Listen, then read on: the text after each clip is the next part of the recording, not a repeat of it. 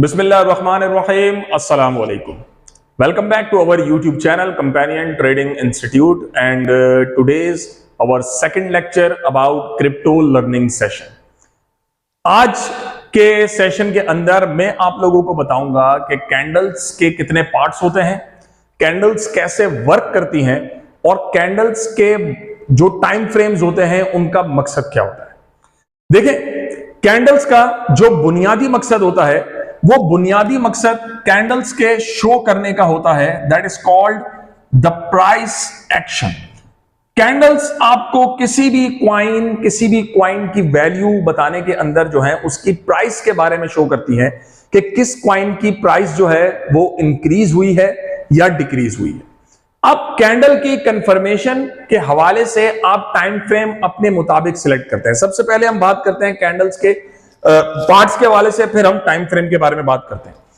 Candle के अंदर हमारे पास दो किस्म की कैंडल्स होती हैं, एक कैंडल ग्रीन होती है हमारी और एक कैंडल्स रेड होती है।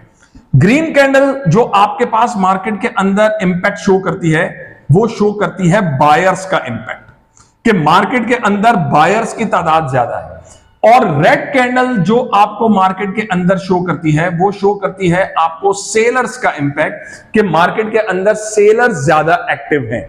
अब बायर्स, हमारी जो ग्रीन कैंडल होती है वो ग्रीन कैसे बनती है हमेशा याद रखिएगा, वो नीचे से ओपन होगी। अब ओपन का मतलब मैं आपको वही बता रहा हूं, टाइम फ्रेम। आप 1 आवर का टाइम फ्रेम रखते हैं, आप 4 आवर्स का टाइम फ्रेम रखते हैं, आप 1 डे का टाइम फ्रेम रखते हैं, आप 5 मिनट्स का टाइम फ्रेम रखते हैं, आप 15 मिनट्स का टाइम फ्रेम रखते हैं। ये सारी की सारे टाइम फ्रेम्स डिपेंड करते हैं कि आप किस किस्म की ट्रेडिंग करते हैं। वो टाइम फ्रेम पे मैं आपको कैंडल्स की बॉडी समझाने के बाद आता हूं। कैंडल्स आपकी ओपन हुई और अगर क्लोज ऊपर हुई, यानी कि फॉर एग्जांपल कैंडल ओपन हुई $0.5 पे उसकी प्राइस थी और जब 1 आवर का टाइम फ्रेम कंप्लीट हुआ तो उस कॉइन की प्राइस 0.6 पे चली गई, तो इसका मतलब कैंडल नीचे से ओपन हुई और उसका प्राइस एक्शन आपको ऊपर शो हुआ, तो इट मींस उसकी बॉडी जो है वो ग्रीन होगी। और यहां पर आपके पास जो ग्रीन बॉडी हो जाएगी तो वो बॉडी आपको शो करेगी बायर्स का इंपैक्ट, के मार्केट में खरीदार ज्यादा मौजूद थे, उन्होंने मार्केट के अंदर इन्वेस्टमेंट ज्यादा की जिससे उस क्वाइन की वैल्यू में इजाफा हुआ, कैपिटल ज्यादा आया, ट्रेडिंग वॉल्यूम ज्यादा आया उसके अंदर। अब यहां पर जो ये लो और हाई है ये आपकी अपर विक या अपर शेडो कहलाई जाती है। अपर विक या अपर शेडो या लोअर विक या लोअर शेडो ये बात शो करती है कि इस टाइम फ्रेम के अंदर मार्केट इतनी डाउन गई थी, यानी कि सेलर्स ने उन्हें नीचे ले जाने की कोशिश की लेकिन बायर्स उसे फिर ऊपर ले गए। हाई विक ये शो करती है कि इतनी ऊपर तक मार्केट गई थी, मार्केट ने इंपैक्ट यहां तक दिखाया था, उसके बाद फिर सेलर्स उसे नीचे ले आए। सेलर्स मार्केट को नीचे लेके आते हैं, बायर्स मार्केट को ऊपर ले जाने की कोशिश करते हैं, क्योंकि बायर्स ने नीचे से खरीदा हुआ होता है और वो चाहते हैं कि मार्केट ऊपर जाए तो हम सेल करें। सेलर्स ने नीचे से खरीदा हुआ होता है और वो ऊपर बेच देते हैं तो मार्केट पे नीचे आना शुरू होता है, क्योंकि वो कहते हैं कि ताकि हम दोबारा नीचे से बाय करें।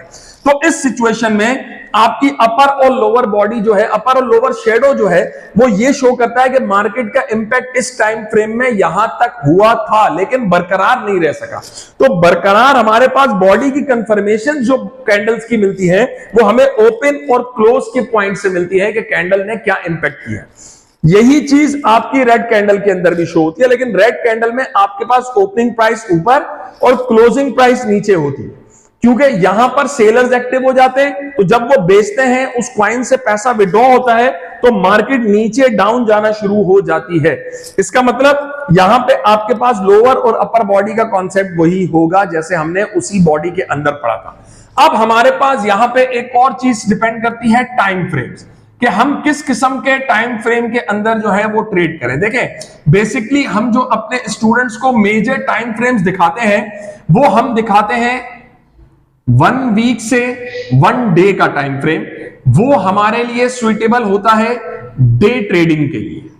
उसके अंदर हम डे ट्रेडिंग कर सकते हैं, यानी कि आप कुछ दिन की ट्रेड लेकर जो है वहां पर उसे बाय और सेल करके 3-4 दिनों में सेल कर दे, तो आप वीकली, जितना टाइम फ्रेम बड़ा होगा उतने कैंडल्स की कंफर्मेशन जो है वो ज्यादा होगी।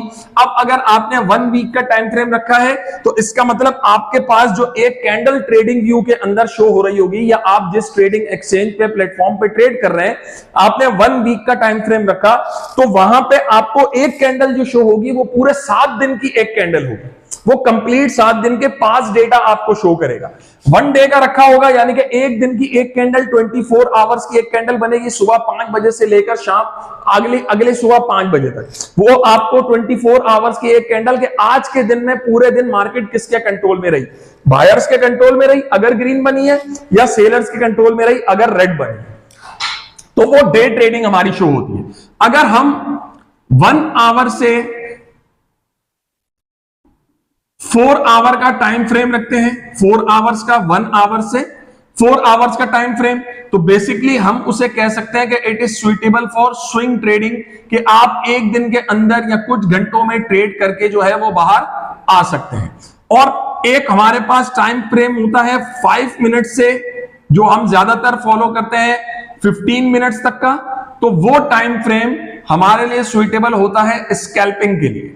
वहां पर स्कैल्पिंग के अंदर आपके पास टारगेट छोटे छोटे होते हैं, ज्यादा कंफर्मेशन कैंडल्स हमें नहीं प्रोवाइड करती, छोटे टारगेट्स होते हैं। छोटे टारगेट्स की बुनियाद पे हम अपनी ट्रेड करते हैं और कैंडल्स के मुताबिक रेड और ग्रीन कैंडल्स पे, रेड पे बाय करते हैं, ग्रीन कैंडल बनती है सेल करते हैं, और इसी तरीके से हम दिन में कई दफा इस किस्म की ट्रेडिंग जो है वो कर सकते हैं। तो ये हमारा आज का कैंडल्स का इंट्रोडक्टरी सेक्शन था।